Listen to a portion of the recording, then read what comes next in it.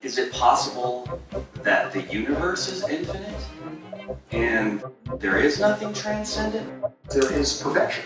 Perfection can be achieved. The universe, in a sense, completes itself. Problems of anthropomorphism and infinite regress. Do we really think that there's some kind of ultimate goal of evolution to where it's going, or is it just to try to create a more healthy and sustainable world in the meantime?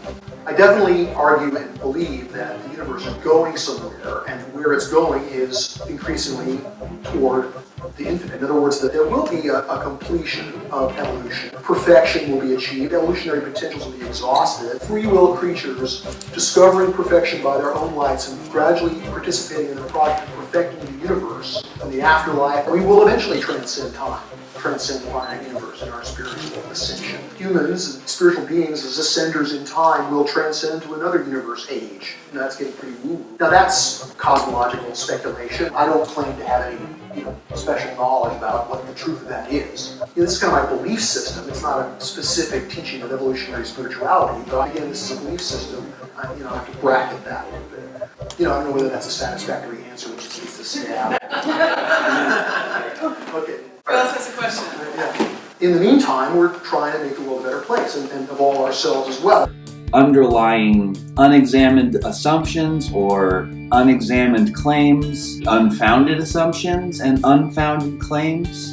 And if we're going to be rigorous, if we're going to have integrity, we need to be able to back those claims up or say that we don't really know, which is kind of what he's done. I don't claim to have any, special knowledge about what the truth of that is. But he's also postulated his belief system as being true from the beginning. Now he says he's going to bracket it, but at the same time, he talks about it over and over as if it's true, as if he knows it throughout his talk. The spirit is both transcendent and immanent. With the Big Bang, the finite universe becomes a part of the larger infinite universe. Infinity or perfection is partially withdrawn to create a space of freedom where we can participate in discovering what's relatively more perfect by our own volition.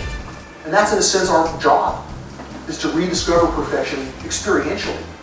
This project of bringing the infinite back into the finite in our experience is an important part of what evolutionary spirituality understands as the purpose of humans here on Earth. The beautiful, the true, and the good are each little flashing expressions of perfection, or the infinite.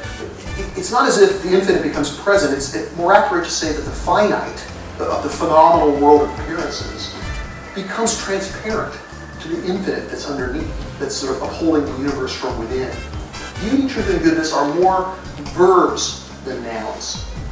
They're, in a sense, the direction of evolution. And when we experience the beautiful, the true, and the good, it's like we're experiencing the finite being moved toward the infinite. Even in his statement, he says he brackets it. I have to bracket that a little bit. But then he also immediately says there is perfection. Just because there is perfection. Free will creatures discovering perfection by their own lights and gradually participating in the project of perfecting the universe.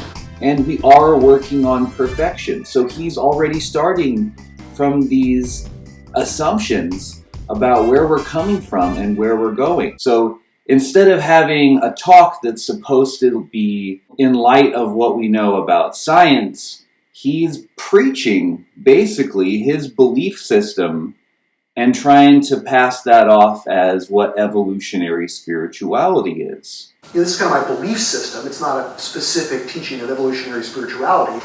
This project of bringing the infinite back into the finite in our experience is an important part of what evolutionary spirituality understands as the purpose of humans here on Earth. I have to bracket that a little bit. Bringing the infinite back into the finite is an important part of what evolutionary spirituality understands as the purpose of humans. This is kind of my belief system. It's not a specific teaching of evolutionary spirituality. Is an important part of what evolutionary spirituality understands. This is kind of my belief system. It's not a specific teaching of evolutionary spirituality. Yeah, I would imagine that for many of you, that's probably enough said. You probably can see that there's tons of problems with that.